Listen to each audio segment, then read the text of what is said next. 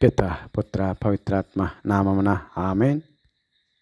గౌరవనీయులైన సహోదరి సహోదరులారా, త్రిత్వకంలో తండ్రితత్వము అను పాఠ్యాంశంలో మనము నేర్చుకుని పోవచ్చునుగా ఈనాటి 28వ పాఠముకు మీకు స్వాగతం పలుకుతున్నాను. ఈనాడు మనకు మన తండ్రిని యెహోవాదేవుడు అనుగ్రహించినటువంటి పాఠ్యాంశము నిర్భాగ్యుడైన భాగ్యవంతుడు అహరోను ప్రవక్త. అవును, గౌరవనీయులైన సహోదరి సహోదరులారా, తండ్రి దేవుడు ఈరోజు మనకు 28వ పాఠంలో మనం తెలుసుకొనబోయే అహరోను గారే ఈ నిర్భాగ్యుడైన భాగ్యవంతుడు. అదేలాగంటారా? వారి ప్రవక్తత్వపు జీవిత విధానంను నిశ్చితంగా తండ్రి దేవుని యొక్క కృపచేత, పవిత్రాత్మ సర్వస్సుని యొక్క శక్తి చేత పరిశీలిస్తే మనకు అర్థమవుతుంది. అందుకు తండ్రి యెహోవాదేవుని మనం ప్రార్థన చేసుకుందాం. ప్రార్థన. నీతిమంతుడా, న్యాయవంతుడా, ఓ తండ్రి యెహోవాదేవా, నిర్భాగ్యులము అధములము అయిన మాకు అహరోను ప్రవక్త గారి యొక్క జీవిత విధానం గురించి తెలుసుకుంటున్న మమ్ము మీ పవిత్రాత్మ సర్వస్సుని శక్తిచే ప్రేరేపించమని ప్రార్థిస్తున్నాము తండ్రి. ఆమెన్. గౌరవనీయులైన సహోదరి సహోదరులారా, మీ అందరికీ నాదొక మనవి. దయచేసి ఈ ఛానల్ను మీరే కాకుండా మీ శ్రేయోభిలాషులకు కూడా, కుటుంబ సభ్యులకు కూడా, బంధువులకు కూడా తెలియచేస్తూ సబ్స్క్రైబ్ చేసుకోమని చేయించి యూట్యూబ్లో ప్రారంభించుటలో తండ్రి దేవుని యొక్క ఉద్దేశమును నెరవేర్చుటలో పాలు పంచుకొనమని మిమ్మలను కోరుతున్నాను. ఇక మన వాక్య ధ్యానాంశములకు వస్తే, నేటి ధ్యాన వాక్య వచనములు నిర్గమకాండము 6వ అధ్యాయము 20వ వచనము. అమరాము తన మేనత్తయగు యాకేబెదేమును పెండ్యాడెను. ఆమె అతనికి అహరోనును మోషేను కనెను. అమరాము 130 ఏండ్లు బ్రతికెను. 2వ వచనము. నిర్గమకాండము 4వ అధ్యాయం 27వ వచనము. యావే అహరోనుతో, నీవు మోషేను కలుసుకుంటకు ఎడారికి పొమ్ము అనెను. కావున అహరోను వెళ్ళి దేవుని కొండ దగ్గర మోషేను కలుసుకొని అతనిని ముద్దాడెను. 3వ వచనము. సంఖ్యాకాండము 12వ అధ్యాయం 1వ వచనం నుంచి 3వ వచనం వరకు. మోషే కూష దేశపు స్త్రీని పెండ్లాడుట వలన మిరియాము అహరోనులు అతనిని విమర్శించిరి. ఏమి, ప్రభువు మోషే ముఖమననే మాట్లాడినా మా వలనను మాట్లాడలేదా అని సనిగిరి. ప్రభువు వారి సనుగుడును వినెను. భూమి మీద సంచరించు నరులందరిలో మోషే మహావినయవంతుడు అని ప్రభువు పలికెను. 4వ వచనము. సంఖ్యాకాండము 21వ అధ్యాయము 24వ వచనము. మీరిరువురు మెరీబా వద్ద నా మాట పాటింపలేదు కనుక నేను ఇశ్రాయేలీయులకు ఇచ్చేదనైన భూమిని అహరోను చేరుకోజాలరు. అతడు ఎక్కడనే చనిపోయి తన పూర్వీకులను కలుసుకొనను. అహరోనును కొండ మీదకి తీసుకుని రమ్ము. ఆ కొండ మీద అహరోను యాజక వస్త్రములను తొలగించి వారిని అతని కుమారునికి తొడుగుము. అహరోను అక్కడే కన్నుమూయును అని తండ్రి యెహోవాదేవుడు అనెను. ఇవి గౌరవనీయులైన సహోదరి సహోదరులారా, మనం ధ్యానించుకొని పోయే 4 వచనాలు. ఇవి అహరోను ప్రవక్త యొక్క జీవిత విధానానికి అద్దం పడతాయి. ఈ వచనాలు ఎంతో గొప్ప భాగ్యవంతుడైనటువంటి అహరోను ప్రవక్తను ఏ విధంగా నిర్భాగ్యుడవుటకు ఏ విధంగా కారణాలయ్యాయో తెలుసుకొనబోతున్నాం. రాత్రి పౌర్ణమి విరబోసిన వెన్నెల ఉన్నంత మాత్రాన దట్టమైన మేఘాలు ఆ వెన్నెలను అడ్డుకోవని చెప్పలేము. మేఘాలు వెన్నెలను కప్పినంత మాత్రాన రాత్రంతా చీకటిగానే ఉంటుందని చెప్పలేము. గౌరవనీయులైన సహోదరి సహోదరులారా, ఈ ప్రకృతికి సంబంధించినటువంటి ఈ సూక్తులు అహరోను ప్రవక్తకు సరిగా వర్తిస్తాయి. అంతేకాక ఒక వ్యక్తి దేవునిచే హెచ్చించబడి దేవుడు ఆ వ్యక్తిని ఎన్నో దీవెనలతో నింపబడినంత మాత్రాన ఆ వ్యక్తి యొక్క వ్యక్తిగత జీవితము నిబద్ధతగా క్రమముగా ఉంటుందని చెప్పలేము. అటువంటి ఆ అసక్రమమైన బుద్ధులు కలవాడే ఈ అహరోను ప్రవక్త.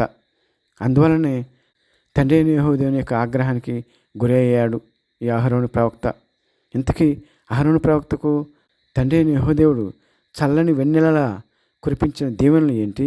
అహరోను ప్రవక్త జీవితంలో పట్టిన మేఘాలేంటో తండ్రి దేవుని కృపతో తెలుసుకుందాం. తండ్రి యెహోవాదేవుడు అహరోను ప్రవక్తకు ఎంతటి చల్లని ప్రకాశవంతమైన జీవితం ఇచ్చారంటే మొత్తం పవిత్ర బైబిల్ గ్రంథంలో, పాత నిబంధన గ్రంథంలో ఎవ్వరికీ తండ్రి అయిన యెహోవాదేవుడు అంతటి భాగ్యాన్ని ఇవ్వలేదు అని చెప్పవలసిన వాస్తవం ఇది. గౌరవనీయులైన సహోదరి సహోదరులారా, అసలు దేవుడని యావే అహరోను ప్రవక్తను ఎంత గొప్పగా హెచ్చించారో చూద్దాం. మొదటిగా మోషే ప్రవక్త గారిని తండ్రి అయిన యెహోవాదేవుడు ఇశ్రాయేలు ప్రజలను ఐగుప్తు బానిసత్వం నుండి విడిపించదలిసి మోషే ప్రవక్త గారిని పిలిచినప్పుడు మోషే ప్రవక్త తన వ్యక్తిగత లోపాలను తండ్రి అయిన యెహోవాదేవునికి నిజాయితీగా ఇరుకుపరుచుకున్నప్పుడు తండ్రి అయిన యెహోవాదేవుడు మోషే ప్రవక్త గారి యొక్క సొంత అన్న అయినటువంటి అహరోనును తనకున్న మంచి లక్షణాలైన వాక్చాతుర్యము, కంఠ స్పష్టతను బట్టి అతన్ని ఎన్నుకొని మోషే ప్రవక్త గారికి స్వరముగా ఉండుటకు ఎన్నుకున్నారు. నిర్గమకాండము 4వ అధ్యాయము 13వ వచనం నుంచి 17వ వచనం వరకు. ఆ విధంగా చల్లని వెన్నెల లాంటి దీవెనలతో అహరోను ప్రవక్త గారు ఆశీర్వదించబడ్డాడు. అప్పటి తన తమ్ముడైన మోషే మరియు అహరోన్లు ఫారో చక్రవర్తి ఎదుట ఇశ్రాయేల్ ప్రజల యొక్క విముక్తికై తండ్రి అయిన యెహోవాదేవుడు మోషే ప్రవక్తకు ఆజ్ఞాపించినవి తన చేతికర్ర పామై ఫారో చక్రవర్తి వద్ద ఉన్న మంత్రగాల యొక్క అందరి కర్రలు పాములు అవ్వగా ఆ పాములన్నిటినీ మింగినప్పటి నుండి ఫారో చక్రవర్తి దేశంలో తొలిచూలు బిడ్డలు చంపబడి వరకు ఎన్నో అద్భుతములను చూసిన అహరోను ఇశ్రాయేలీయులు బానిసత్వం నుండి విడిపింపిన సమయంలో, వలస ప్రయాణమును కానానుకు చేస్తున్న సమయంలో రెల్లు సముద్రమును తన చేతికర్రను ఉపయోగించి రెల్లు సముద్రమును 2 పాయలుగా చీల్చినప్పుడు ఎంతో ధన్యతకరంగా దేవుని యొక్క అద్భుత శక్తిని చూశాడు. అంతేకాదు సహోదరి సహోదరులారా, అమాలేకీయులతో యుద్ధం సమయంలో రఫీదీము కొండపై మోషే ప్రవక్త ఎంతో దీక్షతో తండ్రి దేవునికి ప్రార్థన చేస్తున్న సమయంలో చాలా విధేయతగా మోషే ప్రవక్త గారికి సహాయకారిగా హూర్ సహాయంతో మోషే ప్రవక్త చేతులను వాలిపోకుండా ఒడిసిపట్టుకొని ప్రార్థనా శక్తి ద్వారా అమాలేకీయులపై యుద్ధంలో విజయం సాధించేలా చూశాడు. అహరోను ప్రవక్త మోషే ప్రవక్త గారికి సహకారిగా ఉన్నందుకు ఫలితంగా తండ్రి అయిన యెహోవాదేవుడు ఇశ్రాయేలు ప్రజల యొక్క 12 గోత్రంలో ఎవరికి దక్కని ధన్యతను అహరోనుకు అతని కుమారులకు అనుగ్రహించాడు. అదేంటో తెలుసా సహోదరి సహోదరులారా? స్వయంగా తండ్రి అయిన యెహోవాదేవుడే తనకు సేవ చేయుటకు ప్రధాన యాజకుడిగా ఉండుటకు అహరోను ప్రవక్తను ఎన్నుకోవటం. యోదయ మతంలో ఇశ్రాయేల్ ప్రజల్లో తండ్రి అయిన యెహోవాదేవునికి ఇశ్రాయేల్ ప్రజల తరపున బలులు, అర్పణలు, ఆరాధనలు చేయుటకు నియమించబడ్డాడు. అంతేకాదు సహోదరి సహోదరులారా, ఆయనే కాదు అహరోను ప్రవక్త యొక్క వంశస్థులందరికీ ఆ భాగ్యాన్ని తండ్రి అయిన యెహోవాదేవుడు అనుగ్రహించారు. అంతేకాదు ఇశ్రాయేల్ ప్రజల యొక్క 12 గోత్రాలకు తండ్రి అయిన యెహోవాదేవుడు కానాను దేశంలో వివిధ ప్రాంతాల వారికి స్వాస్థ్యముగా ఇచ్చి, లేవీయులకు లేక అహరోను వంశస్థులకు మాత్రం తన సన్నిధిలో శాశ్వత అర్చకులుగా ఉండుటకు అహరోను ద్వారా మొత్తం అహరోను వంశస్థులందరికీ తనను సేవించుకున్న ధన్యతను, అనగా ఎంతో పవిత్ర ప్రజలుగా ఎన్నుకున్నారు. అంటే అహరోను ప్రవక్త గారు ఎంత ధన్యుడో మనం ఊహించుకోవచ్చు. ఈ భూమిపై సంచరించు జనులందరిలో మోషే ప్రవక్త మహా వినయవంతుడు అని దేవుని చేత పొగడబడిన మోషే ప్రవక్త మరియు ఆయన సంతానానికి కూడా దక్కని భాగ్యాన్ని తండ్రి అయిన యెహోవాదేవుడు అహరోను ప్రవక్త గారికి అనుగ్రహించారు. అంటే ఇంతటి ధన్యతను వర్ణించటం ఎవరికి సాధ్యం చెప్పండి గౌరవనీయులైన సహోదరి సహోదరులారా? ఇది కాదా పౌర్ణమి నాటి చల్లని వెన్నెల లాంటి తండ్రి అయిన యెహోవాదేవుని యొక్క ప్రేమను ఆస్వాదించడం అంటే? అంతేకాదు గౌరవనీయులైన సహోదరి సహోదరులారా, ఇటు దీవెనలతో పాటు అటు ఇశ్రాయేల్ ప్రజలు గౌరవ మర్యాదలు కూడా అహరోను ప్రవక్తకు ఇశ్రాయేల్ ప్రజల నుండి మెండుగానే దక్కేవి. ప్రధానంగా మోషే ప్రవక్త గారు తండ్రి అయిన యెహోవాదేవుని సన్నిధిలో ఇశ్రాయేల్ ప్రజల క్షేమార్థమై వారిని సురక్షితంగా దేవుడు వారికి నిర్ణయించిన గమ్యమైన కానాను వరకు నడిపించుటకు శక్తినివ్వమని వారి కొరకు ప్రార్థించుటకు వెళ్ళిన సమయంలో మోషే ప్రవక్త తిరిగి ప్రార్థన ముగించుకొని వచ్చు రోజు వరకు ఇశ్రాయేల్ ప్రజల యొక్క బాగోగులన్నీ అహరోను ప్రవక్త చూసుకునేవారు.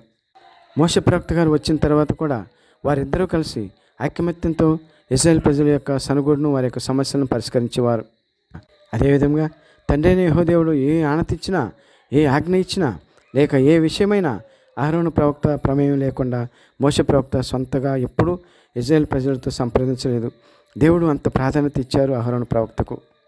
బహుశా ఈ ప్రాధాన్యతనేమో అహరోను ప్రవక్తలో ఆధిక్యతను ఆశ రెండుసార్లు పుట్టేలా చేసింది.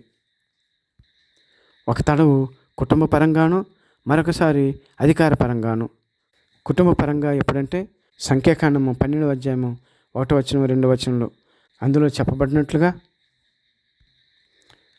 అహరోనుకు మిరియామునకు మోషే కూసు దేశపు స్త్రీని పెళ్లి ఆడుట వారికి ఇష్టం లేదు. అంటే వారు దేవుడు కలిపిన కుటుంబమును విడదీయుటకు ప్రయత్నించారు. ఆ విధంగా వారు ఘోరమైన పాపమునకు ఒడిగట్టారు. సంఖ్యాకాండం 12వ అధ్యాయం 1వ వచనంలో చెప్పబడినట్లుగా. రెండవ పాపం అదేంటంటే మోషే ప్రవక్త దైవ సన్నిధిలో ఉండటం వారు విమర్శించారు. ఆ విమర్శ ఎలా ఉందంటే సాక్షాత్తు దేవుడు మోషే ప్రవక్తనే ఎన్నుకున్న విషయాన్ని ప్రశ్నించిన సంధానం ఉన్నది అది. అందువల్ల తండ్రి అయిన యెహోవాదేవుని ఉగ్రతకు వారు గురయ్యారు. ఈ సనుగుడు ద్వారా వారిలోని ఆధిపత్యపు ఆశ బహిర్గతం అయింది. అనగా అహరోను ప్రవక్త మోషే ప్రవక్త కన్నా పెద్దవాడు కాబట్టి తమ్ముడికి నేను ఎందుకు విధేయించాలి అన్ను ధిక్కారపు స్వరం అహరోను మిరియాలకు వచ్చింది. వీరి మాటలను బట్టి ఇజ్రాయేల్ ప్రజలంతా వారికన్నా చిన్నవాడైన మోషే ప్రవక్తకు ఎక్కువ గౌరవం ఇవ్వటం వారిలో ఈర్ష్యను పుట్టించింది.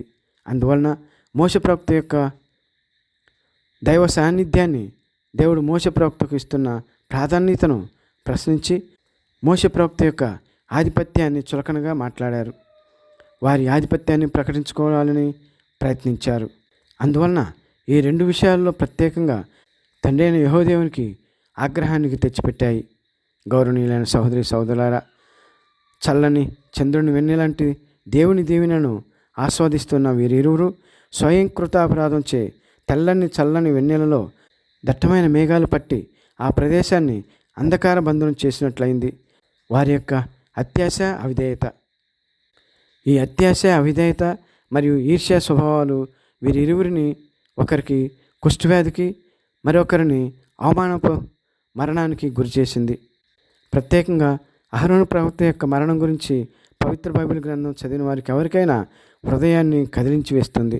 గౌరవ సహోదరి సహోదరులారా, మరి తండ్రి అయిన యెహోవాదేవుడు అహరోను ప్రవక్త గారి యొక్క మరణం ద్వారా మనందరి మనస్సులలో చిరస్థాయిగా ముద్రించుకుని హెచ్చరిక చేస్తున్నారు.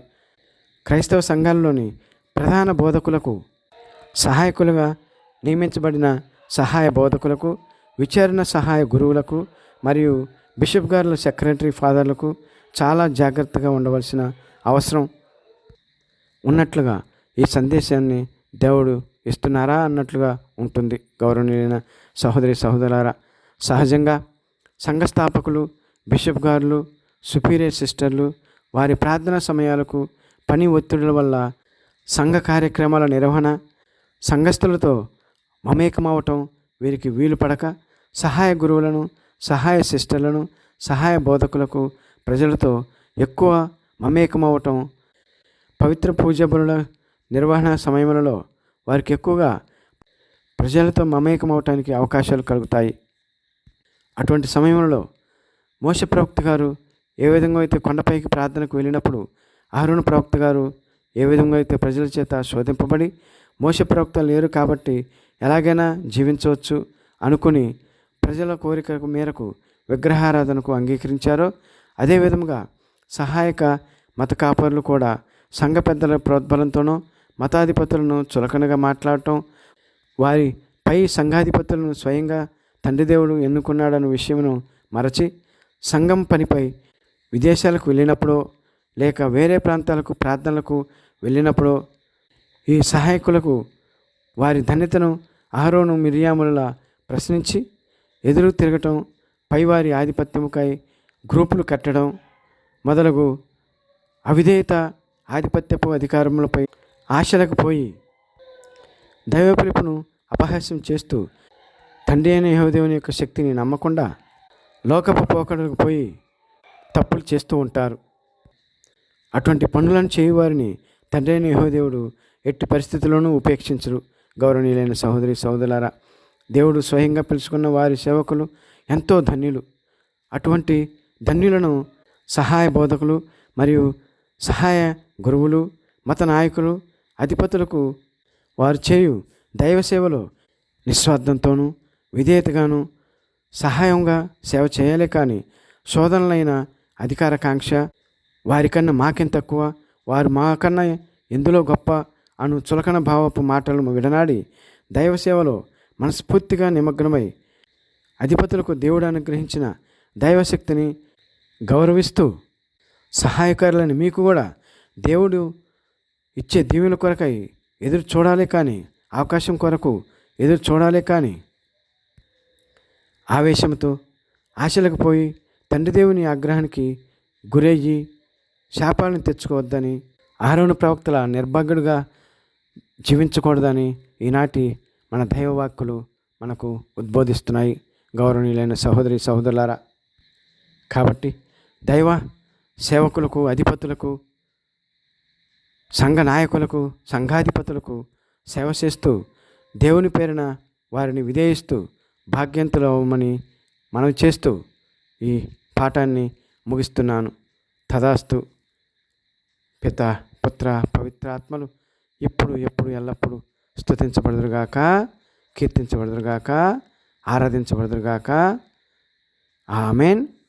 పిత, పుత్ర, పవిత్రాత్మ నామమున మనల్ని దీవించి కాచి కాపాడుదురుగాక. ఆమెన్.